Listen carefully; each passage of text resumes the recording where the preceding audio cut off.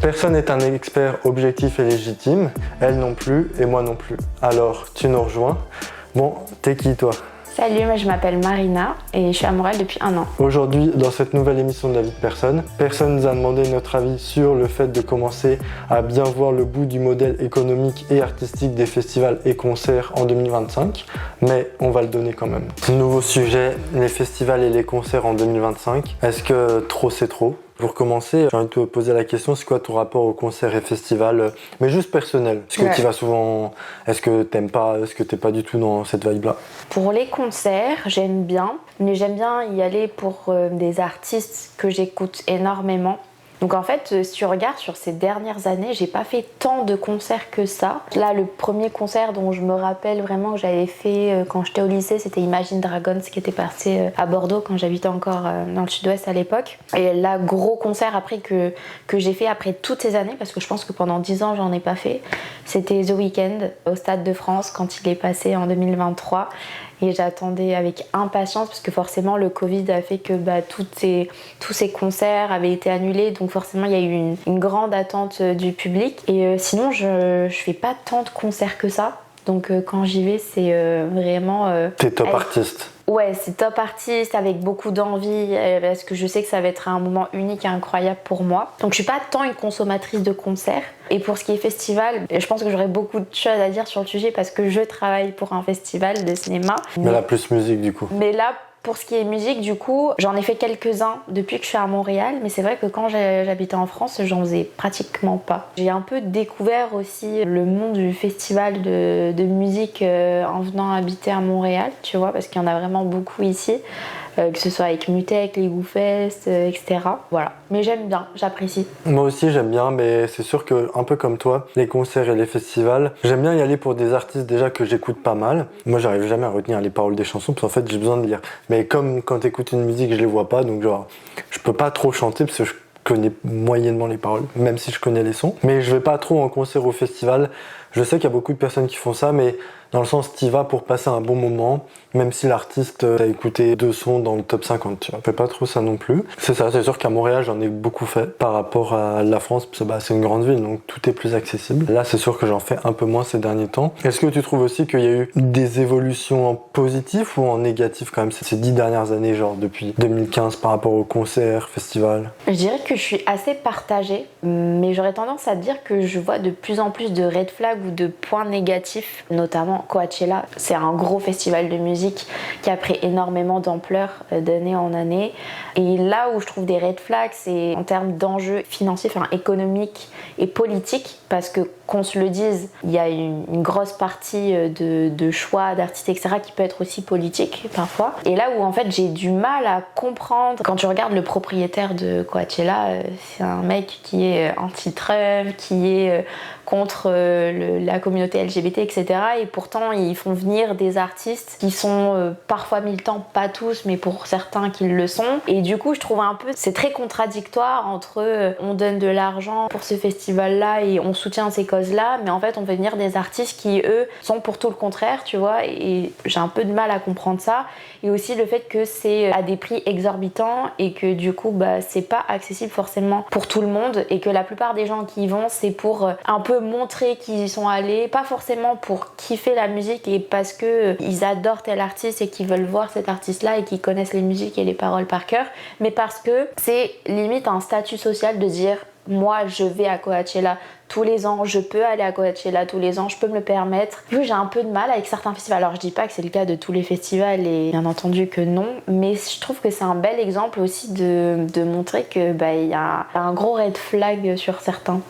Ouais, je comprends, je vois ce que tu veux dire. Par rapport à ça, je trouve que ça rejoint bien un autre point qui est le fait que les tarifs sont en hausse constante et que pourtant, il y a quand même beaucoup de personnes qui vont quand même continuer à payer ces tarifs-là. Alors que je trouve par rapport aux programmations de manière générale, elles sont quand même de plus en plus éclectique et vraiment avec 2-3 grosses têtes d'affiche. Je fais une moyenne de festival, hein. Je parle pas de Coachella, mais pas non plus un festival, on va dire, intermédiaire qui est sur vendredi soir, samedi, dimanche, avec une dizaine d'artistes par jour. C'est de plus en plus vraiment, t'as tel artiste, vendredi t'as Tyler, The Creator, samedi t'as Aya Nakamura, puis dimanche t'as Olivia Rodrigo, imaginons.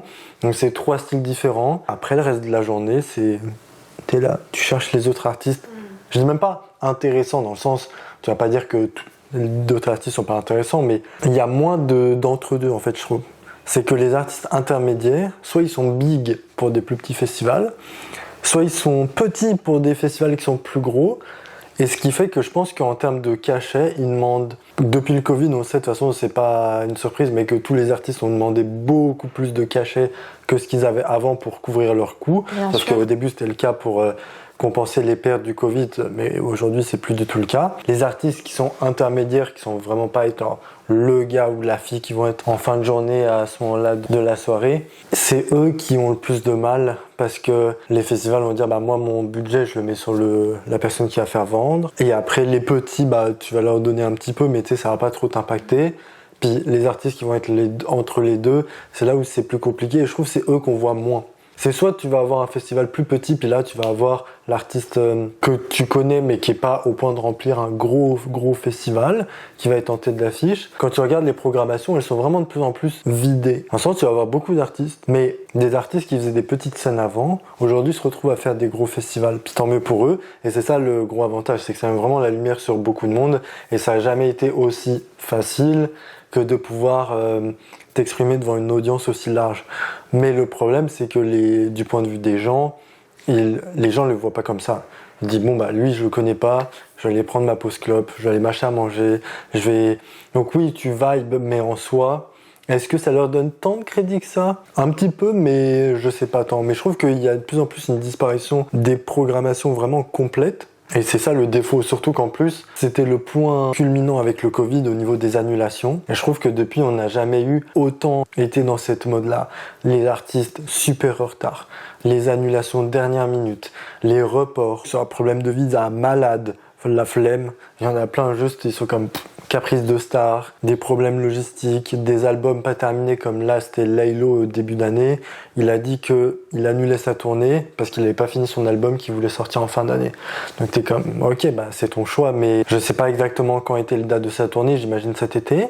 Lui s'il l'a fait en février ça va les gens t'as quand même le temps d'annuler ton hôtel ou autre mais ça veut quand même déjà montrer que pour lui là, la priorité, c'est son album et pas sa tournée. Parce que sa tournée, il peut en refaire une après l'album. Donc déjà, il y a une logique où, pour les gens, les festivals et les concerts, c'est vraiment la poule aux œufs d'or du moment et qu'il faut la saigner au maximum parce que tu sais pas combien de temps elle va durer. C'est vrai. Il y a un peu un truc aussi de conflit avec les gens, tu sais, qui veulent aller voir...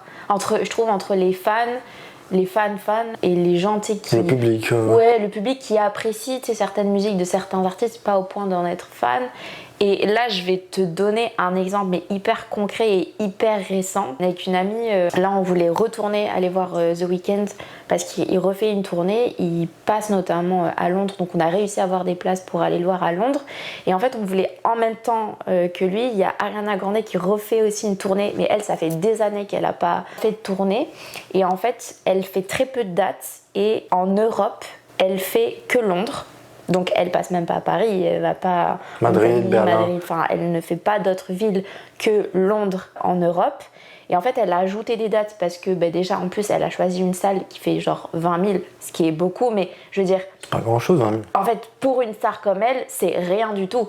Donc en fait, elle a ajouté des dates parce que forcément, tous les Européens veulent venir à Londres pour aller la voir. Elle joue peut-être entre 7 et 10 dates, hein. C'est ce qui est énorme. Nous, avec mon ami, on s'est inscrite à plusieurs pré-ventes parce que nous, on est ultra fans depuis 10 ans et qu'on la suit. Mais en fait, c'est là où il y a le problème, c'est que les pré-ventes, normalement, c'est fait pour des gens qui sont vraiment ultra fans. Et le problème, c'est que maintenant, tout le monde a accès à ces préventes-là. Et c'est problématique parce qu'en fait, le jour des préventes, déjà, t'as des milliers, même des millions de gens là qui étaient connectés. En plus, avec le décalage horaire, c'est un peu l'enfer, mais on s'est connectés genre 2 jours. pour toutes les dates, on a réussi à avoir 0 place. Et c'est problématique. Déjà, tout le monde a accès à ces préventes-là, donc en fait, la prévente n'a même plus de valeur, parce que le jour en fait où sortent vraiment la vraie date pour prendre les concerts, tout est déjà parti. C'est juste de la revente après à la limite. C'est des gens qui achètent, parce que maintenant je crois que sur Ticketmaster en tout cas tu peux acheter maximum 6 places. Il suffit qu'il y ait des gens qui arrivent à avoir plusieurs places sur plusieurs dates et qui les revendent une fortune, tu vois. Ah oui. C'est hyper frustrant parce que les gens qui sont vraiment ultra fans et qui attendent depuis des années, mais t'as une frustration qui est décuplée envers l'artiste. Et alors, je peux comprendre, et tout le monde a droit à aller voir l'artiste, que tu sois fan ou pas fan, que t'apprécies juste ou pas. T'as tellement de ce truc de frustration parce que c'est comme si l'artiste était même pas reconnaissant de sa fanbase. Ceux qui, par exemple, investissent dans le merchandising, ça aussi c'est un sujet. Mais il y en a qui dépensent tellement dans le merchandising, dans les albums, dans les vinyles, dans les t-shirts, etc. Et tu dis, tu pourrais au moins faire un effort, d'envoyer un code ou quoi, spécifiquement pour ces gens-là qui, d'une part, te suivent depuis des années, te soutiennent, vont acheter ton merchandising, sont prêts à dépenser une fortune pour ça, pour qu'au final, ils aient même pas de place le jour de ton concert, alors que t'as des gens qui peut-être t'apprécient, mais qui sont pas autant investis et qui vont peut-être réussir à avoir des places. Et c'est là où je trouve où il y a tellement cette injustice là, tu vois, et ça a créé un vrai débat parce que j'ai suivi un peu ce qui s'est passé sur les réseaux sociaux. Il y a eu des gens qui en ont parlé et ça a créé vraiment des conflits et vraiment une certaine rancœur et le public envers l'artiste, et je trouve ça dommage. Je suis vraiment d'accord avec toi, mais j'ai du mal encore, en tout cas dans ma tête, à trouver pas une solution, mais genre quel serait le parfait entre deux avec ça. Parce que d'un côté, déjà Ticketmaster, ces fameuses préventes où faut prouver que t'es le plus gros consommateur avec le côté bien péjoratif, où des fois t'as carrément la prévente Spotify, donc suivant ceux qui l'ont le plus écouté, ou juste s'abonner. Donc t'es là, tu vas mettre Ariana Grande en boucle sur ton téléphone tous les jours pour espérer être dans ses fans les plus fidèles. Elle, ça lui booste ses streams, donc elle est contente. Mais c'est hyper artificiel. Ouais, donc c'est le serpent qui se mord la queue. Ouais, c'est ça.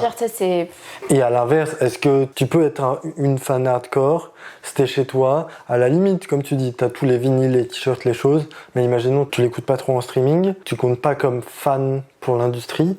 Donc c'est ça qui est vraiment chelou. Puis pourtant, quand personne connaît les chansons, où les gens s'extasient uniquement sur celles qu'on pétait sur TikTok, c'est affligeant, tu vois. Je sais qu'il y a des artistes comme j'étais allé voir The Blaze ou Dua Lipa. Je suis pas le gros fan de Dua Lipa, mais parce que c'était en festival. Mais tous les gens qui sont là, par exemple The Blaze, les gens sont là, bras croisés, ou Kendrick Lamar, j'étais allé voir, bras croisés. Et puis après, t'as la musique qui passe, puis là, ça chante la musique parce que si, parce que ça. Tu fais une petite vidéo en selfie, un snap, puis après, les gens, une fois qu'ils ont leurs 3 musiques, ils partent. Ouais. Mais comme, super. Mais de l'autre côté, c'est sûr que c'est pas fou. Mais je pense pas qu'il y a un moyen qui existe qui permette vraiment de priver les gens de leur liberté, de tiens, t'as juste envie de passer un moment avec tes potes, t'as 19 ans, tu kiffes ces musiques-là du moment parce qu'elles t'évoquent tel souvenir avec tes potes, puis tu veux juste y aller et tout. C'est juste que pour la tendance et l'industrie, c'est sûr que les gens regardent que leur intérêt, puis on en est sûr, puis ça va plomber un peu le reste parce que c'est pas non plus à l'artiste de se plaindre puisque lui il peut fidéliser son public autrement via un concert et ça lui rapporte plus d'argent qu'auparavant. Il y en a très peu qui prennent la parole en public contre ça. Surtout qu'il y en a plein qui font quand même pas mal de musique pour les réseaux aussi, comme Justin Bieber, pas fan, mais ces dernières années, tu sens quand même ces musiques sont très tournées pour les réseaux aussi, pour qu'elles soient bien repartagées, je trouve. Pas totalement d'accord. Alors je dis pas que c'est pas le cas de certains artistes et je pense que pour certains artistes Bruno Mars, c'est le cas beaucoup aussi. Ouais. Clairement. Justin Bieber, je suis pas totalement d'accord, mais pour certains, oui, clairement. Même Lady Gaga. Ouais, même un exemple de fou. David Guetta, le gars, il fait que des reprises de vieux sons, et tu sais très bien que c'est pour que ça pète en edit sur Insta ou TikTok avec ses I'm Blue, etc. Juste la conséquence de ça, c'est que les artistes, ils ont de l'argent. La plupart des gens sont frustrés de pas avoir pris les places qu'ils souhaitaient. Et pendant le concert, la foule est silencieuse pendant la majorité du concert. Je trouve ça dommage parce que ça renvoie aussi une image à l'artiste de on t'écoute parce que t'es passé sur les réseaux sociaux, mais sinon à part ça on t'aurait pas forcément écouté. Enfin, je dis pas que c'est le cas, mais tu sais, c'est un peu grossièrement l'image que ça renvoie en tout cas à l'artiste. T'as quand même une minorité de personnes qui vont être là à soutenir l'artiste vraiment, qui connaissent vraiment les musiques et tout, et qui parfois n'ont pas eu de chance d'avoir accès à ces concerts-là, à ces événements. C'était déjà, pour le coup, c'est pas nouveau, ça existait déjà avant, quand t'avais des artistes qui passaient à la radio, même quand t'es petit, même avant qu'on naisse, ils font un single ou deux, ou alors après, dans les années 2000-2010, t'as un album, puis t'as 2 sons qui pètent. Mais c'était pas les mêmes prix par rapport à ce que c'était, donc c'était moins genre sacrifice. Alors, t'as payé 200 balles pour 2 musiques, tu vois. Là, c'est plus énervant quand même. Et il y avait le côté aussi où c'était moins réfléchi et on était juste moins. Il y avait moins de public pour les concerts et les festivals. Limite, les organisations se battaient pour attirer des gens. D'où la programmation de ces artistes-là, comme on connaît tous les boys bands des fois, qui faisaient juste un tube ou deux, puis après tu sais absolument pas qu'est-ce qu'ils ont fait d'autre, les LMFAO, ce genre de choses. Tu le mettais en nom, les gens connaissaient, oh je connais 2 musiques, mais ça permettait d'attirer du monde. Après, alors je reviens sur ce que tu disais, je pense que avant les réseaux sociaux, de toute façon, la consommation des concerts était aussi totalement différente. Il n'y avait pas, tu sais, ce truc-là de, on savait depuis à l'avance que tel artiste allait faire une tournée, etc. Et forcément, avec les réseaux sociaux maintenant, forcément l'information passe beaucoup plus vite, les gens sont beaucoup plus préparés. Ce système aussi de stratégique là qui est mis en place, 1 an et demi, 2 ans à l'avance. Ouais, qui est mis en place alors qu'avant ça n'existait pas. Et même sur comment la façon dont tu profitais du concert, c'était pas la même chose. C'est sûr qu'avant avant les années 2000, tu sais, quand t'avais pas trop les téléphones, etc., les gens ils étaient à fond, ils étaient avec l'artiste, ils étaient vraiment dans le truc là. Aujourd'hui, tu sais, forcément les gens ils veulent aussi avoir des souvenirs, etc. Donc il y en a une grande partie qui passe la plupart du concert à filmer, et la consommation même du concert a complètement changé. Et la manière aussi dont tu vas acheter et consommer, acheter ton billet, elle a changé aussi, tu vois. Mais comme tu disais tout à l'heure, maintenant il y a une grosse partie du public qui vient en pensant que c'est eux les artistes. Comme tu disais avec Coachella, qui était le phénomène en 2015-2018, mais c'est le cas aussi sur plein d'autres festivals, parce que ça a influencé plein d'autres, mais tu viens pour te montrer, mais pas tant aux autres, c'est le cas aussi avec les vêtements, mais surtout du coup à distance, genre moi je suis là, vous êtes où? Moi je suis là, j'ai payé ma place. Mais plus festival que concert. Concert aussi, mais c'est un peu moins le cas, je trouve, que par rapport au festival. Surtout que les festivals, le problème, c'est qu'il y a la programmation, en plus, elle est très similaire entre les festivals, parce que tu sais à peu près qu'est-ce qui va marcher. Et surtout, ce que je trouve dommage, c'est que personne ne souhaite trop se mouiller à se spécialiser sur un genre. C'était plus le cas avant, c'est juste qu'après avec les modèles économiques, c'est plus compliqué. Mais aujourd'hui, de plus en plus, tu as moins de festivals spécialisés. Ouais. Et c'est pour ça que tout le monde parle en France, le Hellfest, mais c'est très minoritaire. La plupart des gens aujourd'hui programment au festival, t'as le rap parce que c'est à la mode, maintenant c'est un peu moins à la mode, donc t'en as moins bizarrement.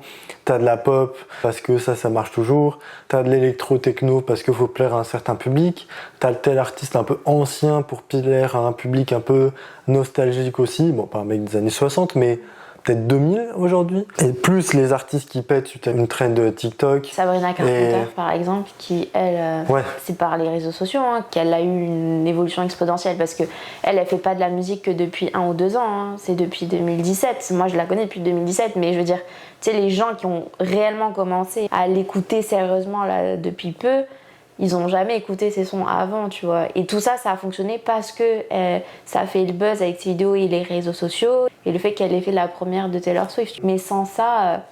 Par rapport à la programmation qui est de plus en plus énorme, mais énorme dans ses extrêmes, il y a le côté où le public a aussi des attentes de plus en plus élevées. Par exemple, quand tu vois, moi je suis pas fan, mais je comprends le phénomène Taylor Swift, avec ses concerts de 3 heures, sa grosse scénographie, ses dizaines de tenues différentes. Coldplay en soi c'est pareil aussi, c'est un truc vraiment énorme. The Weeknd c'est quand même vraiment gros aussi. Et le fait de voir ça régulièrement sur les réseaux, sur YouTube, même je sais pas, pour les gens qui regardent la télé ou autre, quand tu vois ce qui est possible de faire dans le haut du panier, quand toi tu vas un festival, tes attentes, elles redescendent pas proportionnellement à la taille de l'artiste que tu vas voir, même si c'est un concert. Donc ça fait que, indirectement dans ta tête, tu dis, bon, lui, sa scénographie, c'est ça.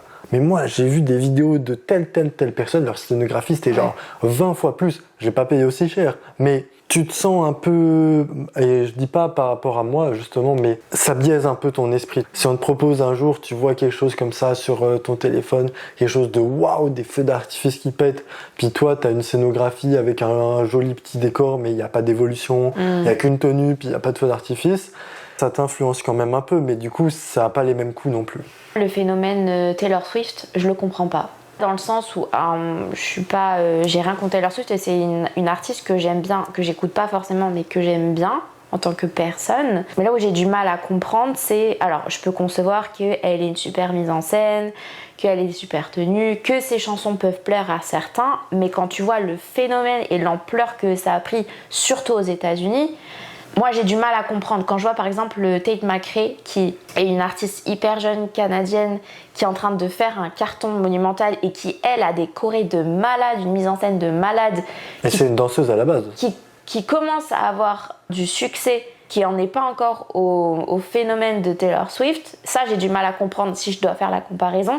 Et autre chose, j'arrive pas à concevoir que même si l'artiste est incroyable, que la scénographie est hyper bien travaillée, etc., je peux pas concevoir que tu mettes des prix aussi chers et que tout le monde puisse pas avoir accès à ça. Quand tu vois le prix des concerts de Taylor Swift aux États-Unis, et que tu dis qu'il y a quand même des Américains qui sont venus en Europe pour les concerts parce que ça leur revenait moins cher de payer un billet d'avion, de payer un logement et de payer leur place, par exemple à Paris pour aller voir son concert, que de rester aux États-Unis. Excuse-moi, je trouve ça tellement absurde.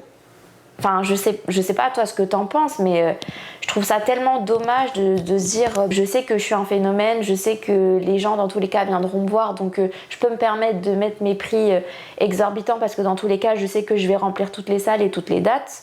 Non, je trouve que c'est tellement de l'irrespect pour les gens qui veulent juste aller profiter et voir le concert. J'ai vraiment du mal avec ça. Je conçois bien qu'il y a un vrai travail derrière de production, de tout ce que tu veux, mais si tu veux aussi que la vie de concert puisse continuer de vivre, qu'il y ait des gens qui viennent te voir, etc., donne accès à tout le monde, enfin tu vois.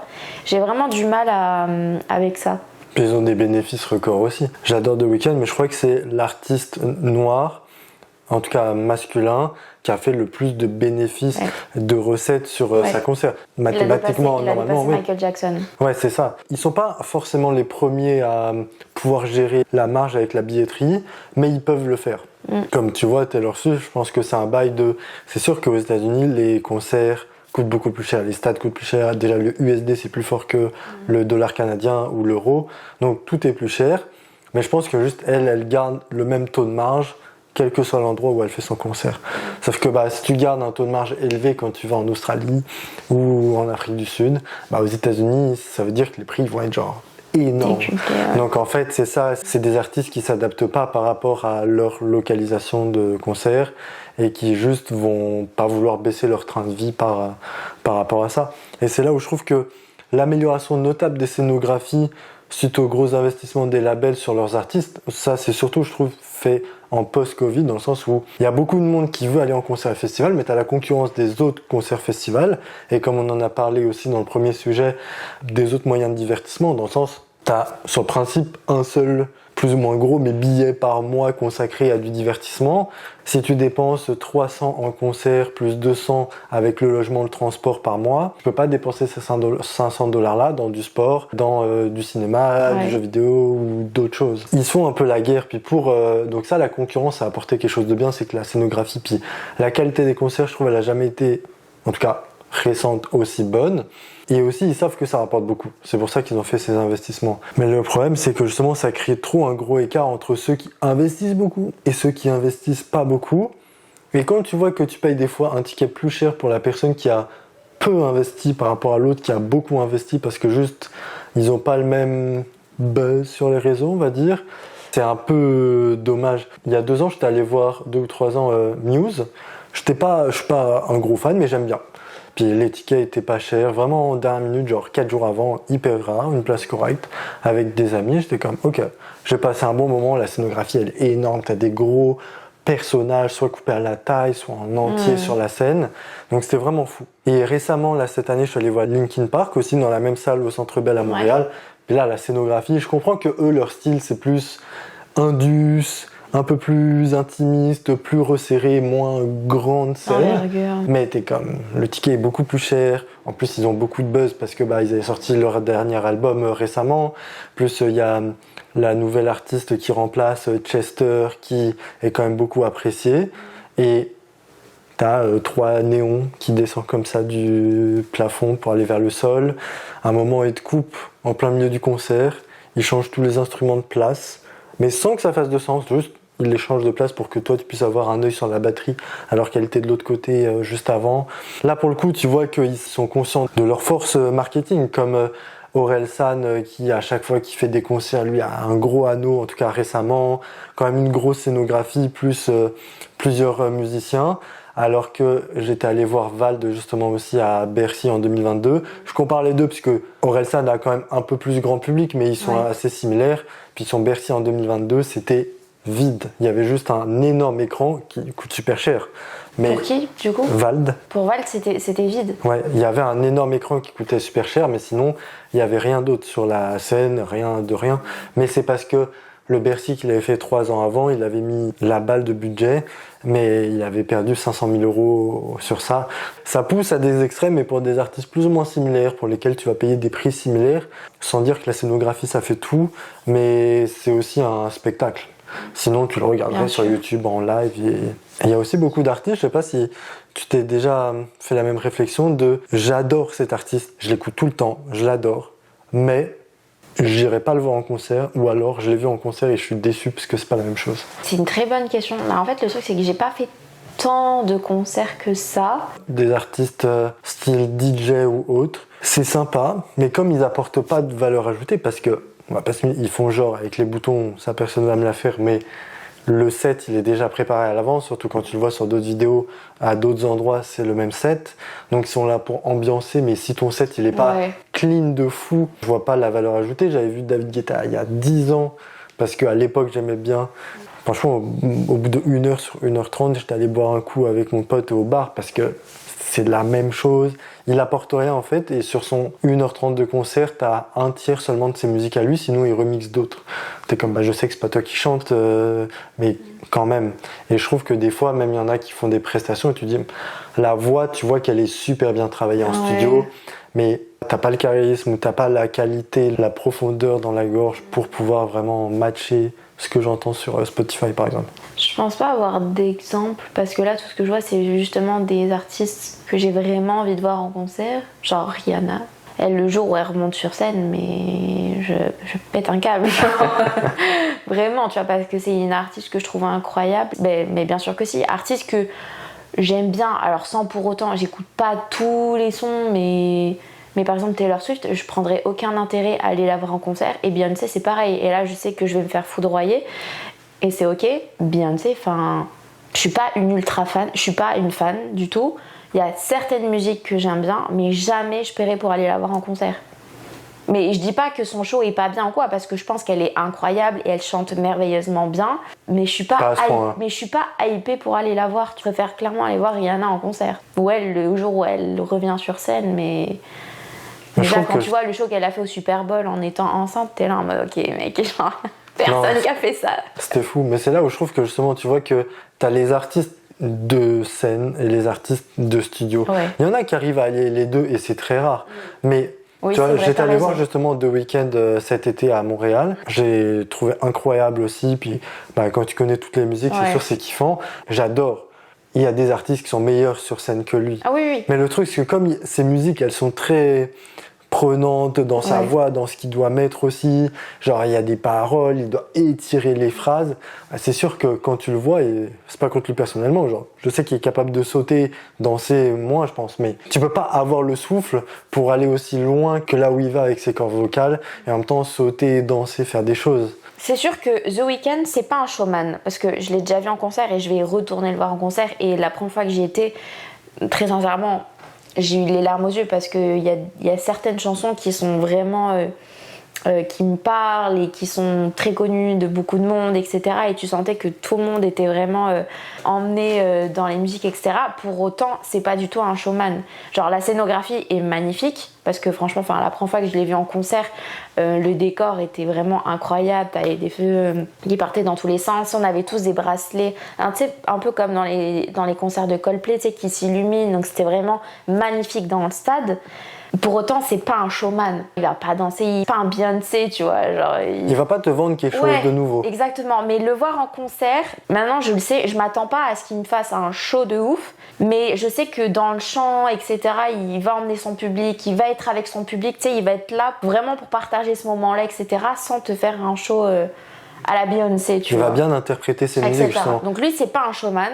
C'est pour ça, des fois, c'est bien de le savoir, parce que tu peux être un peu déçu, te dire, bon, tel artiste est top, mais dans les faits, si la personne, elle arrive à t'embarquer avec son énergie, c'est cool, mais des fois, tu peux être frustré de te dire, bon, moi, la musique, je voulais l'écouter comme je voulais l'écouter. Puis des fois, te dire, bah, je l'ai écouté comme je la connais, mais il manque un peu plus d'énergie. Des fois, je trouve qu'il faut baisser ses attentes et, comme tu dis, peut-être avoir un cercle réduit d'artistes dont tu es sûr d'eux, plutôt que d'aller voir la personne dès que tu as bien aimé un album, puis en fait, tu vas être déçu. On parlait de Live Nation tout à l'heure, mais j'avais noté que la plateforme, Ticketmaster, elle est attaquée aux États-Unis en justice, quoi, parce que son entreprise mère Live Nation, donc qui eux est un tourneur pour les festivals, les concerts, elle a été attaquée pour pratiques anticoncurrentielles parce que les autres ils bookent les artistes, ils font les contrats et autres, et en plus c'est eux avec Ticketmaster qui mettent les prix des places et qui gèrent le tout.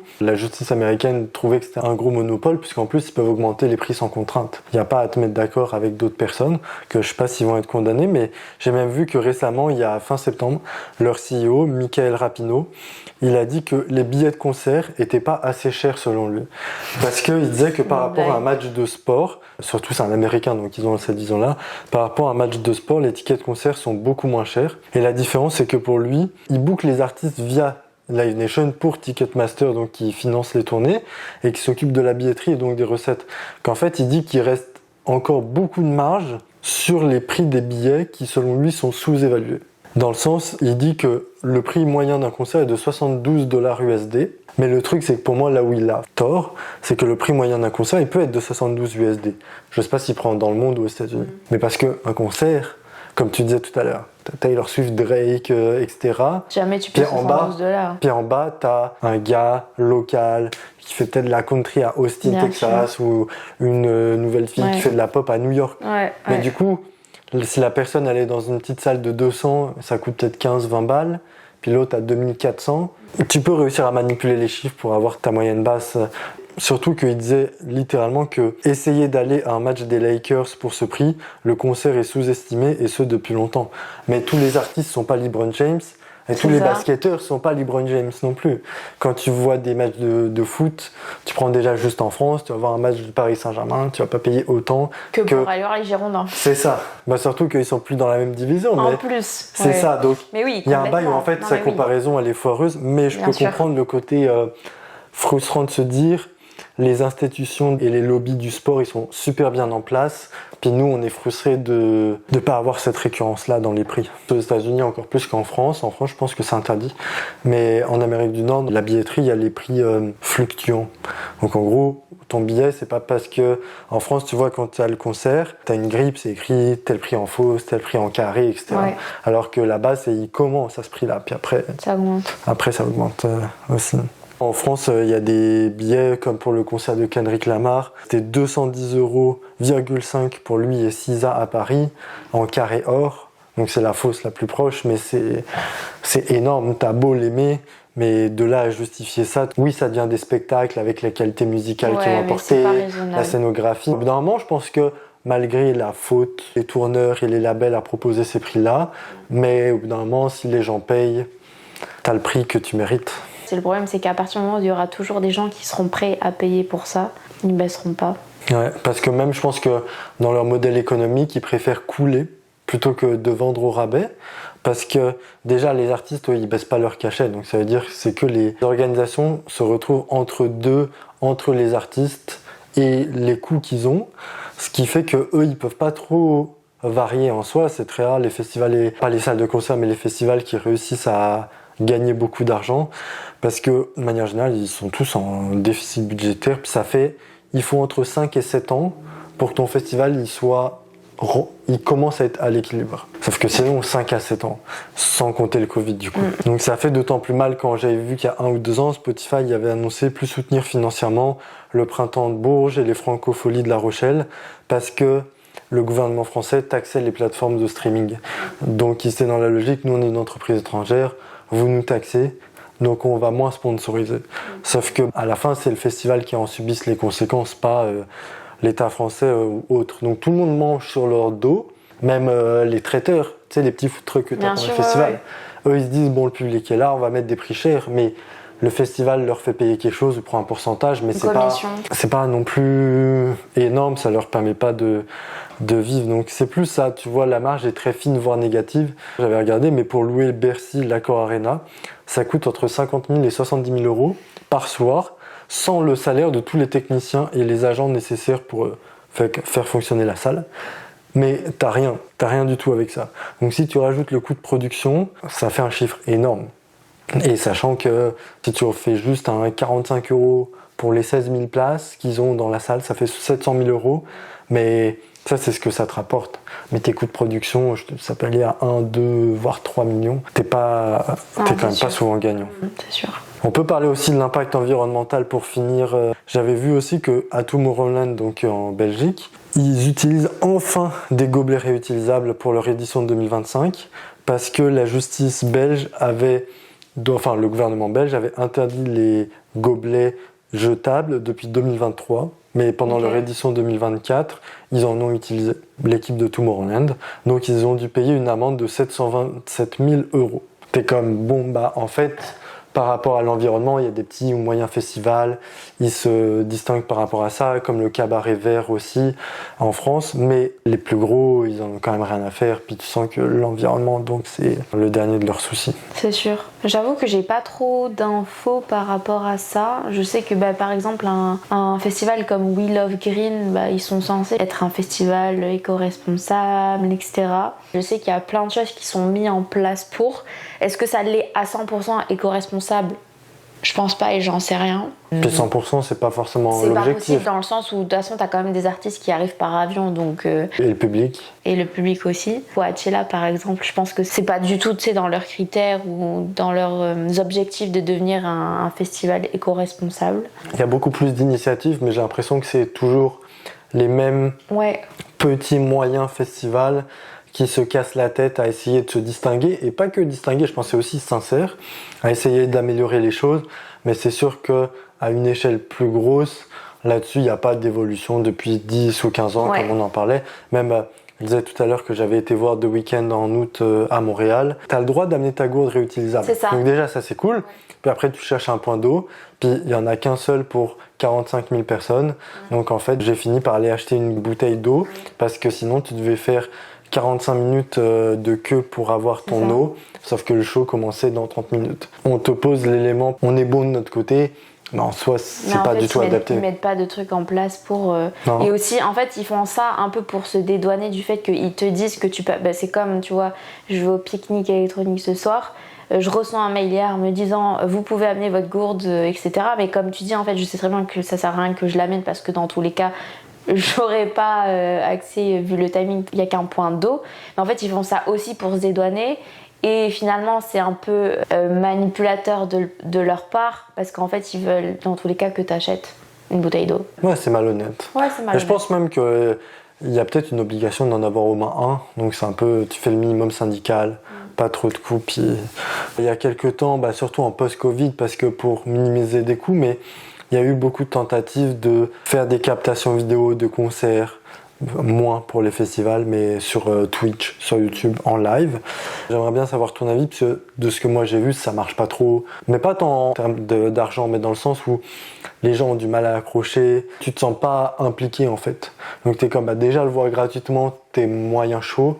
Mais alors si en plus des fois il y en a quelques-uns qui te proposaient de payer 5, 10, 15 euros pour regarder, tu dis bon bah juste non. Moi, je crois pas à ça. J'y crois pas dans le sens où, en fait, même si tu me proposes de voir mon artiste préféré, je regarderai pas et je ne paierai pas pour le voir en vidéo. Parce que je pars du principe que si t'es pas dans la salle, déjà, tu vis pas l'expérience du concert.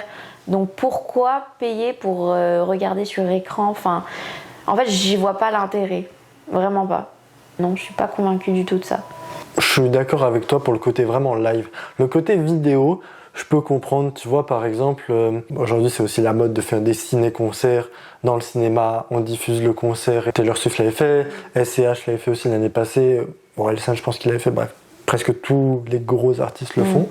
Mais je trouve ça sympa parce que si t'avais vraiment envie de voir l'artiste, t'as pas envie de faire une folie.